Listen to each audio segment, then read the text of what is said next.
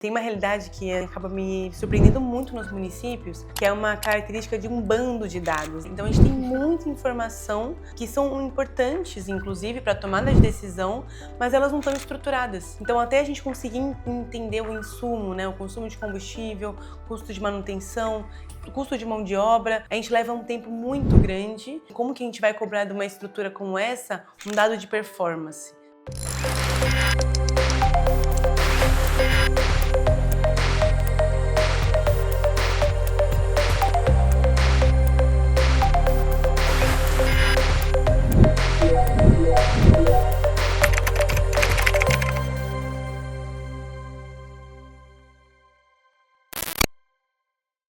Olá, eu sou Samela Souza e esse é o nosso primeiro GovernaCast.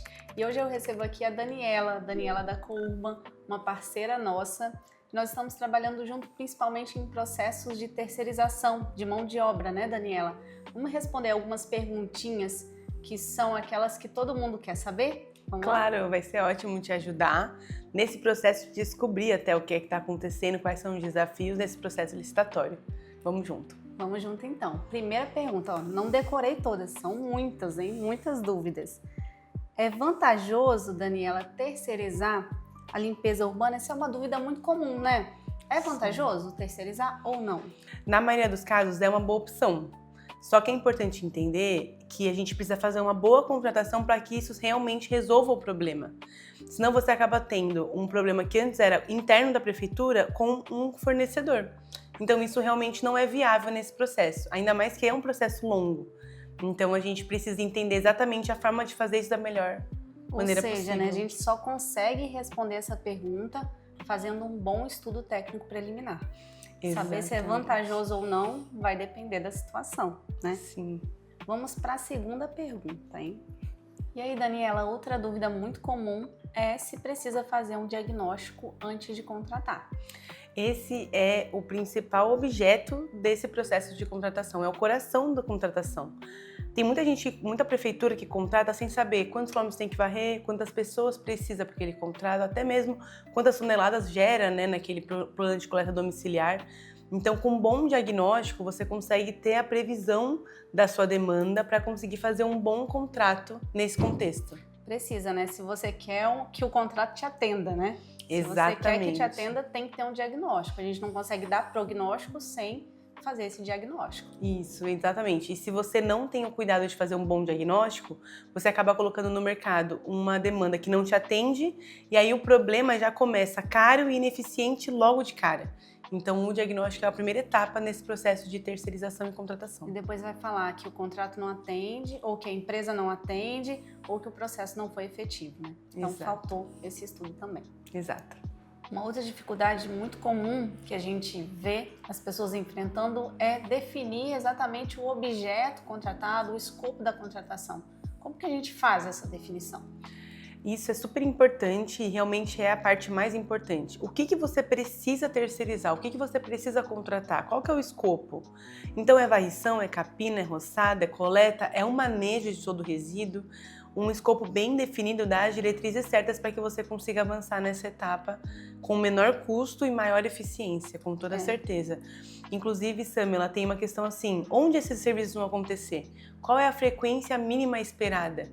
Quando você pede para a empresa terceirizada, né, a contratada ali, mandar o plano, muitas vezes ela não atende a sua expectativa como contratante. E é aí que está o problema. Ou seja, a gente precisa entender a nossa necessidade. Exato. Enquanto administração, a gente precisa saber o que a gente quer contratar. E aí, se não tiver essa definição clara, né, bem objetiva, a gente não consegue uma boa contratação. Exatamente. Sempre eu estou falando isso. Aonde eu vou, eu falo isso, né? E as pessoas parecem não entender. Elas buscam a necessidade do outro, querem copiar. Isso não funciona, gente. O que funcionou para o outro não vai funcionar para você. Vai depender muito da sua realidade. E você precisa compreender a sua necessidade. Isso. E aí, fazendo um bom diagnóstico, você consegue definir bem o escopo e consegue fazer as próximas etapas do certame da melhor forma possível.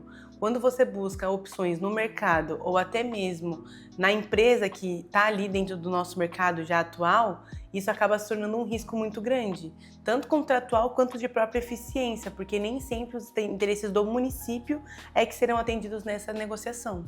Na verdade, assim, às vezes os interesses são opostos, né? Exatamente. Porque às vezes o que a empresa quer, né, normalmente, é lucrar. E o que o município quer é o serviço bem prestado. Então, nem sempre ela está alinhada, né? com Exato. o seu interesse. Então, você precisa saber a sua necessidade. Nada melhor do que isso, fazendo um diagnóstico bem feito. Exato, é isso aí. Daniela, agora a gente vai para a próxima pergunta. E para mim, pessoalmente, é a pergunta mais difícil, tá? Eu, assim, Samela, tenho uma imensa dificuldade nisso e por isso que eu busquei a parceria com a Daniela. Como que a gente define assim? Como que vai medir esse serviço? É hora homem? É por quilometragem? Como que tem essa definição? Como que a gente define o que vai ser melhor? Vamos lá, isso é super importante porque depende muito do serviço que vai ser prestado e você pode fazer combinações, inclusive, dentro do seu contrato para poder garantir aquela melhor performance esperada. Hoje tem 3 maneiras básicas. A primeira é por insumo. Hora homem, como você sugeriu, né? Exatamente a equipe que está sendo disponibilizada ali, ou equipamentos, né? Alguma coisa relacionada a insumo.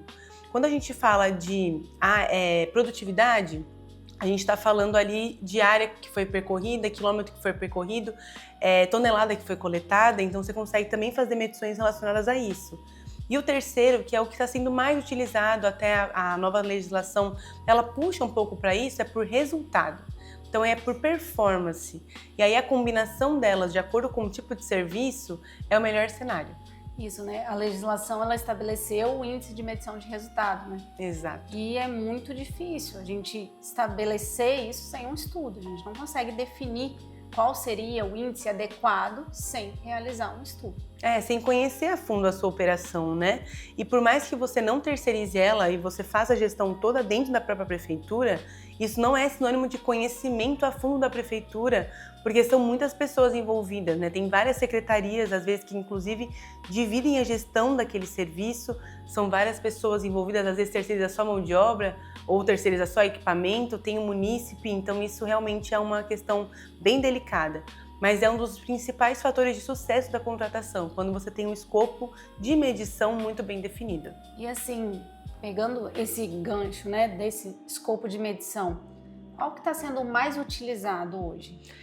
Hoje, essa questão da tonelada, do quilômetro varrido, é ainda mais utilizado, mas com a nova legislação, principalmente o Marco Legal de Saneamento, também a 14.133, acaba puxando um pouco mais para resultado. Então, a performance atrelada à área que foi feita ou atrelada à equipe que foi disponibilizada é a tendência aí do nosso mercado. Agora, a minha dificuldade, Daniela, também está em como medir essa performance, né? Como que eu vou medir isso? Tem algum parâmetro que a gente pode utilizar? A primeira metodologia para você conseguir medir é você saber o que você tem hoje de escopo de trabalho. Então, um bom plano de trabalho definido é a primeira ferramenta que você vai ter para poder medir se aquele fornecedor está atendendo a sua expectativa. A gente tem diversas tecnologias que hoje você também consegue usar para poder comprovar aquela execução do serviço. E aí um bom plano de trabalho com ferramentas adequadas garantem essa viabilidade da medição e da comprovação do serviço executado. Ou seja, saber o que você quer e aí sim você consegue usar a tecnologia para te apoiar, né? Bem parecido com o que você comentou lá sobre a Smart City, né? A gente tem várias tecnologias, mas o que falta é eficiência. Então, eu tenho tecnologia, mas eu não tenho um estudo da minha realidade. Eu tenho tecnologia, mas eu não sei o que eu quero, né? Então, não tem como a gente realizar. Exato. Até peço desculpas, mas tem uma realidade que, assim, acaba me surpreendendo muito nos municípios, que é uma característica de um bando de dados, né? Então, a gente tem muita informação que são importantes, inclusive, para a tomada de decisão, mas elas não estão estruturadas. Então, até a gente conseguir entender o insumo, né, o consumo de combustível, custo de manutenção, custo de mão de obra, a gente leva um tempo muito grande. E aí, assim, como que a gente vai cobrar de uma estrutura como essa um dado de performance? Então, a gente precisa ter essas duas questões associadas. E aí, no nosso diagnóstico, a gente sempre trabalha primeiro com esse diagnóstico, com a elaboração do plano ideal de trabalho e aí sim com os insumos de tecnologia que podem te ajudar a chegar nesse nível ideal. Então a gente faz um ciclo de combinações ali de entregas para poder garantir o melhor cenário de contratação. Para poder realmente funcionar, né? Mas eu achei Exato. muito legal isso que você falou do bando de dados. Ou Sim. seja, não é um banco de dados, é um bando de dados. E aí o servidor ele vai lá, ele alimenta vários sistemas. Tem o sistema de gestão, o sistema do processo eletrônico, o sistema do licenciamento ambiental. Ele alimenta aquele monte de sistema. Os sistemas não se conversam. O servidor não sabe, às vezes, nem puxar o relatório do sistema que ele mesmo alimentou. A gente não tem tanta consciência, nem capacitação, né, para atuar nesses sistemas. E aí tem aquele bando de dados soltos, né, e sem utilidade para a administração pública, né? A gente precisa realmente juntar esses dados, conectar esses dados e entender o quanto eles podem nos ajudar a chegar a melhores resultados na gestão pública e aí realmente fazer uma gestão de resultado, uma gestão que vai trazer eficiência para a administração pública. Isso, perfeito. Daniela, outra dúvida frequente, né? Como definir o nível de serviço? Vamos lá, essa é uma dúvida muito importante e que aí conforme você vai entendendo ali o serviço que você efetivamente vai medir, vai cobrar, vai terceirizar ou até mesmo vai operar, você consegue tomar essa decisão. Então, exemplo, quantidade de vias atendidas, frequência de lixo coletado, né, do resíduo coletado, ou até mesmo o tempo que ficou aberto, a disponibilidade ali do ecoponto. São várias formas que você tem de medir essa frequência, esse atendimento, sabe? A gente hoje não precisa mais ficar limitado à tonelada coletada, um exemplo. Então, assim, atendimento a vias é uma super utilizada, uma muito utilizada na coleta domiciliar e seletiva. Então, a gente hoje consegue entender outras formas de medir. E aí, até chamando um ponto, uma atenção muito legal, quantidade de reclamações. O serviço de limpeza urbana, o serviço urbano, quanto menos reclamação tem, quanto mais invisível ele é, melhor ele é. Então, esse é um índice que você pode atrelar também ali a sua medição. Né? Então, a medição ela pode ter vários índices acumulados, bem interessante. Isso é uma provocação que a gente sempre faz muito no diagnóstico. Até nos contratos pagos por equipe, a gente por insumo, no caso, a gente sempre traz essa perspectiva da produção, da execução e também do índice de reclamação, que é super importante. Olha, pessoal, e assim, isso a gente está falando de limpeza urbana, mas para sistema vale muito a pena também. Sim. A gente tem vários sistemas, né, em utilização e realmente índice de reclamação. Às vezes o servidor fala, o sistema não estava funcionando hoje, não me deu, né, o resultado, eu não consegui gerar relatório. Talvez também combinar ali para ter uma medição. Sim. E aí, se a gente fala de medição, a gente fala de pagamento. E aí, pagamento, vou pagar 100% integral todo mês. E aí, se eu tenho a medição, o pagamento, como que eu vou realizar esse pagamento? Boa, a gente tem sim esse modelo de medição valor global, e aí no caso a prefeitura paga todo mês independente da performance. Esse modelo ainda é utilizado e eu sempre falo para a prefeitura, você precisa atrelar isso a pelo menos um relatório de performance. Por mais que você vá pagar tudo para ele tem que evidenciar se está fazendo tudo aquilo. Tem um outro modelo que também acontece, que é o por tonelada, por quilômetro varrido, que aí ele manda ali um book de fotos, né, um relatório de fotos, comprovando a operação. E tem um modelo também que é muito bom, que para mim é o que teria que ser aplicável, que é um pagamento fixo, com o pagamento ali conforme a performance esperada atendida, né? A gente acredita parcela variável, né? Com uma parcela variável. Fixa e uma parcela variável. E aí essa parcela variável, ela vai variar exatamente de acordo com o atendimento à expectativa do plano de trabalho, da prefeitura e das demandas do município. Então a gente hoje também tem esse modelo de pagamento. Essa parcela ela vai variar com a entrega, né? Então ela tem uma tendência a gerar melhores resultados, mais eficiência naquele serviço que está sendo realizado. Isso, perfeito. Passando então para outra pergunta, e essa eu estou curiosa para ver a sua resposta, hein? E aí, fiscal do contrato de varrição, de coleta, de poda, como que eu vou fiscalizar esse contrato? Vamos lá, hoje a gente tem que combinar múltiplas tecnologias e técnicas de trabalho para poder fazer uma boa fiscalização. Não adianta mais o fiscal só ir pegar uma moto e ficar atrás das equipes que estão mandando pelas ruas, na verdade, né? Fiscal capataz. Exatamente. Você precisa hoje ter uma combinação de tecnologia, então rastreio das equipes, seja ela ali de caminhão compactador, do Lutocar. Também a gente pode pensar ali na gestão das equipes que estão trabalhando nos serviços indivisíveis, né? Então ali o trator. O fiscal conseguir saber onde é que a equipe está em tempo real é muito importante e ajuda ele no dia a dia da fiscalização. Uma outra coisa que é super importante é com relação a aplicativos de fiscalização. Então, hoje em dia tem vários, a gente inclusive trabalha com um aplicativo desse, porque aí vai auxiliar o fiscal a comprovar o serviço executado. Esse aplicativo pode ser preenchido pelo próprio fiscal da prefeitura ou ele pode exigir isso da empresa que presta serviço, para que ele tenha acesso ao que a empresa está fazendo naquele momento. Ou seja, já tenho a definição, já fiz o plano, já fiz o diagnóstico, né? Já tenho o prognóstico, um plano definido, já sei o que eu quero, já licitei. Agora eu tenho um contrato, e aí esse contrato ele tem que ser fiscalizado. Exatamente. E tem que ser medido. O fiscal ele vai fazer esse papel de fiscalizar, mas ele pode ter um apoio de alguma tecnologia, pode ter um apoio de algo para auxiliar ele nessa fiscalização, para que ela seja inteligente, para que ela seja efetiva. Então não dá mais, a gente não consegue exigir hoje. Você pega um município com uma quilometragem enorme, como que um fiscal vai ver se todas as ruas foram varridas no dia? Exatamente. Ele não vai conseguir rodar essas ruas para ver, né? Então, o que acontece muito na prática, tá? O que a gente vê é uma fiscalização que não se realiza. E aí, no final do mês, o fiscal vai lá e dá um ateste na nota. Isso não é fiscalização, né, gente? Isso não é fiscalização de contrato nunca. E aí, a gente não vai ter resultado do contrato.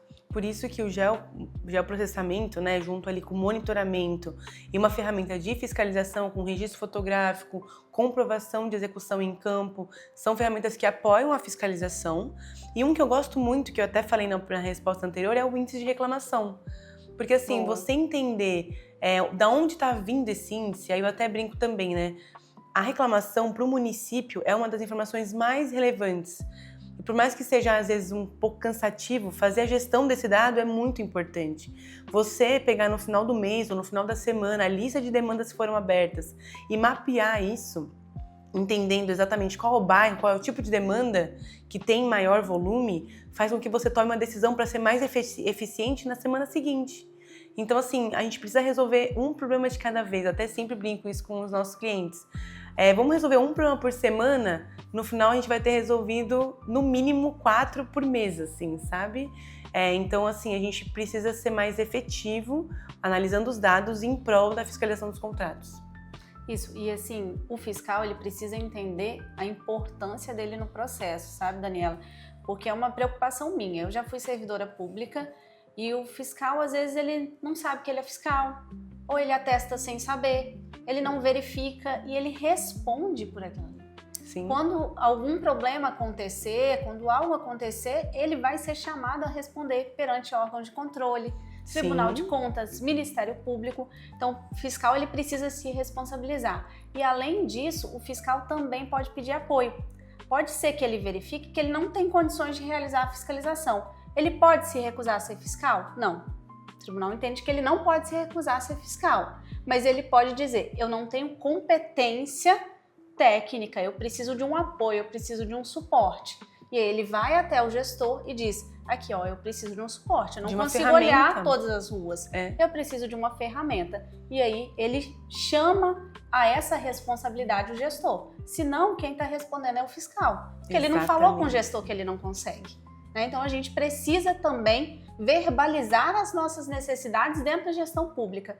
Eu percebo, às vezes, muito servidor com medo de verbalizar suas necessidades. E a gente precisa verbalizar, porque senão a gente não é ouvido, né?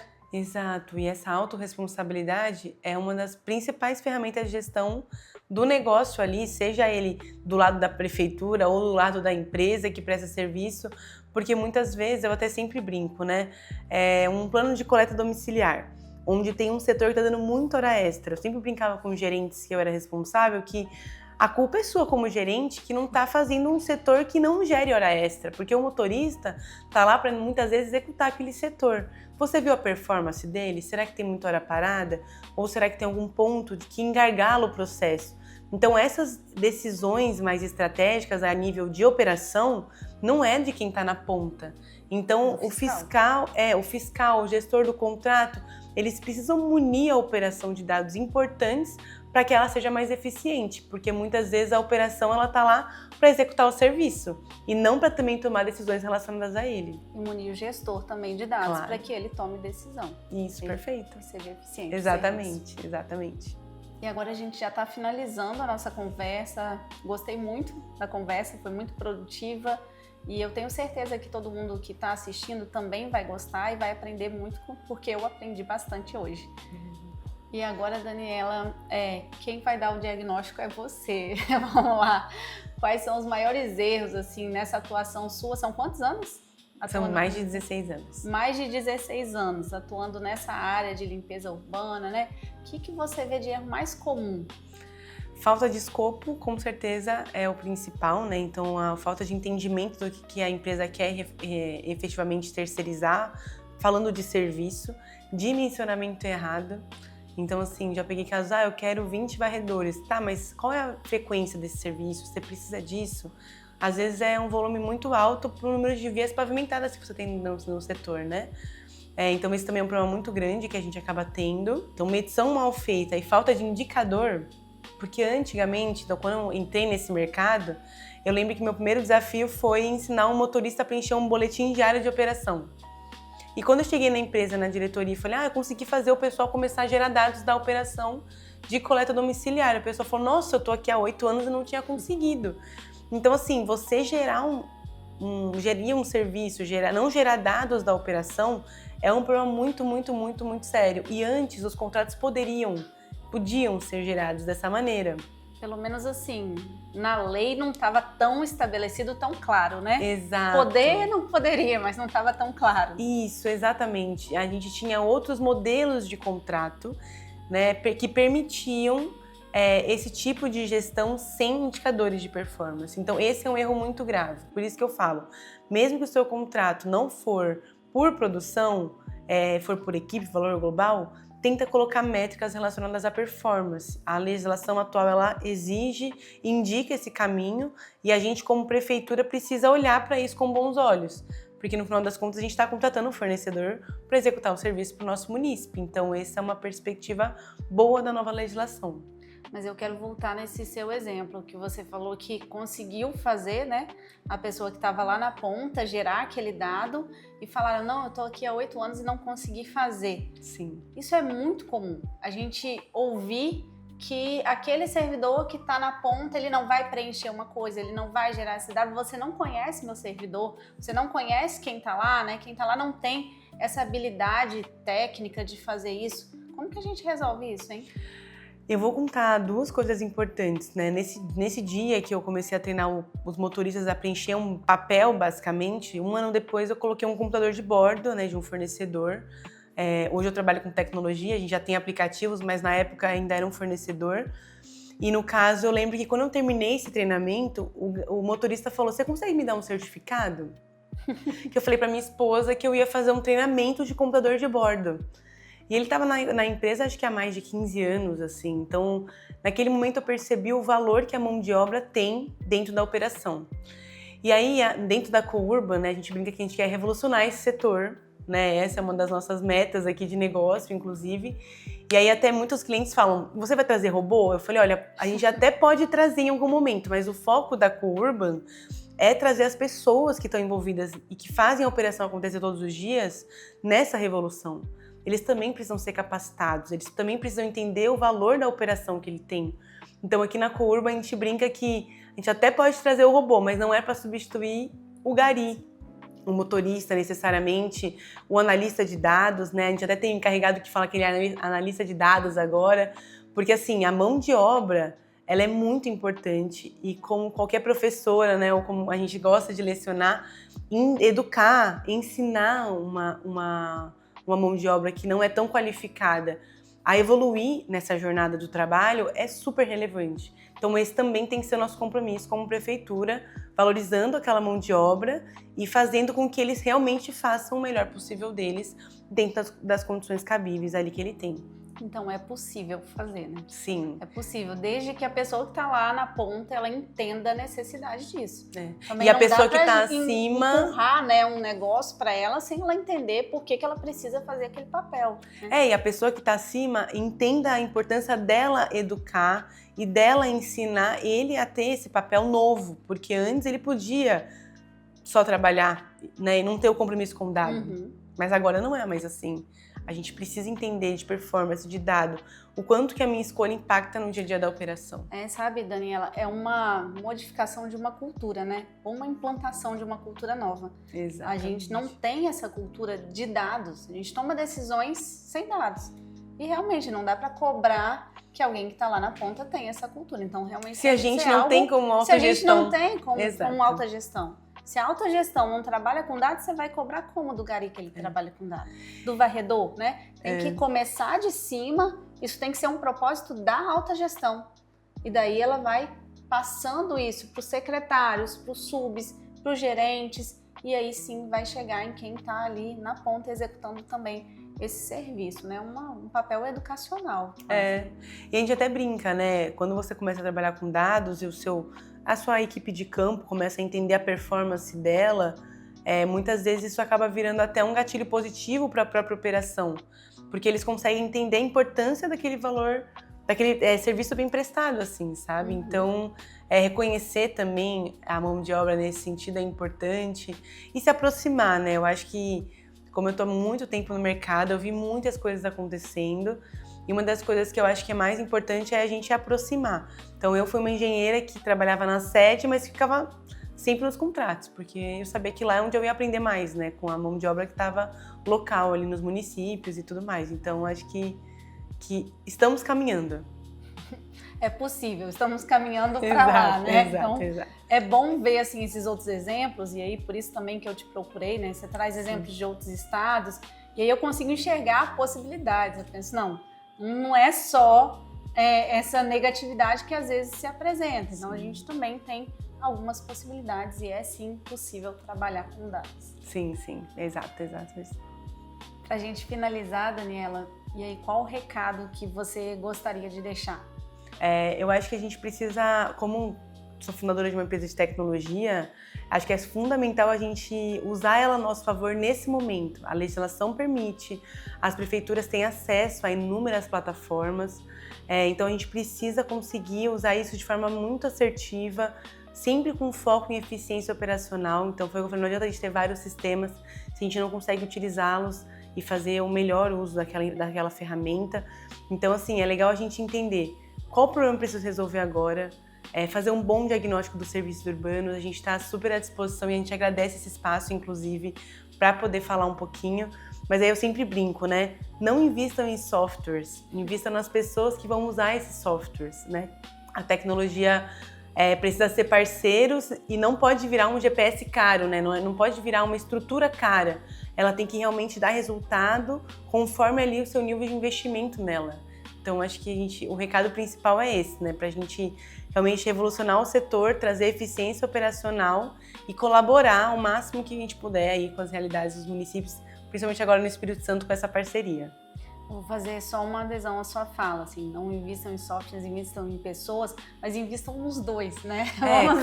Vamos investir nos dois, vamos investir bem em pessoas, mas também em tecnologia para apoiar a ação dessas pessoas, mas dentro da nossa necessidade, gente. Acho que o que ficou bem claro da nossa conversa a gente precisa reconhecer a nossa necessidade, a gente faz isso através de um diagnóstico bem feito. Não adianta você dizer que usa tecnologia porque usa uma varrição mecanizada num município, igual os nossos municípios aqui do Espírito Santo, que tem morros desse jeito, que se você andar a pé, você cai, né, para trás. Então não tem como. Então a gente precisa identificar qual tecnologia é mais adequada à minha realidade e aí sim eu vou fazer um bom uso sabendo da minha necessidade. E mesmo assim, né, a varredeira mecânica precisa de um operador. Então por isso que eu falo, né, não invista só em tecnologia. As cidades inteligentes estão aí e mostra que tem muita tecnologia, mas se você não sabe usá-la da melhor forma possível, envolvendo as pessoas certas para tirar o proveito daquilo, acaba sendo um investimento que muitas vezes, hoje a gente até foi uma reunião, que ele falou, esse equipamento não está sendo utilizado. Eu falei, nossa, mas ele é muito útil para a operação. Então isso pode acontecer sim, se você não tiver as pessoas certas para operacionalizar isso, né? Então é isso, acho que a gente tá no caminho certo. Eu que estou há bastante tempo no mercado, vejo com olhos muito bem vistos essa evolução que a gente tá acompanhando com a 14.000 principalmente, né? E é isso, a gente está preparado aí para os próximos passos do nosso setor. Estamos preparados. Muito obrigada, Daniela. Contribuiu bastante com essa parte técnica, que a gente sente muita falta, né? Sim. Eu sou do jurídico, né? Presto assessoria jurídica em licitações e contratações, mas esse apoio técnico, ele é fundamental. E esse apoio técnico vem de alguém que é da engenharia ambiental, que tem experiência na área, e aí sim a gente consegue construir processos robustos, diagnósticos robustos, prognósticos bem feitos, que vão atender às realidades e vão melhorar a gestão, melhorar a cidade para as pessoas que vivem nela. Né? Isso mesmo, perfeito. Vamos juntas. Recebi aqui a Daniela da Courban, foi uma conversa muito produtiva sobre esses serviços de limpeza urbana que são tão difíceis de realizar. Espero que vocês tenham gostado e tenham aproveitado dessa conversa que nós tivemos aqui. Nas próximas teremos outros assuntos tão interessantes quanto estes.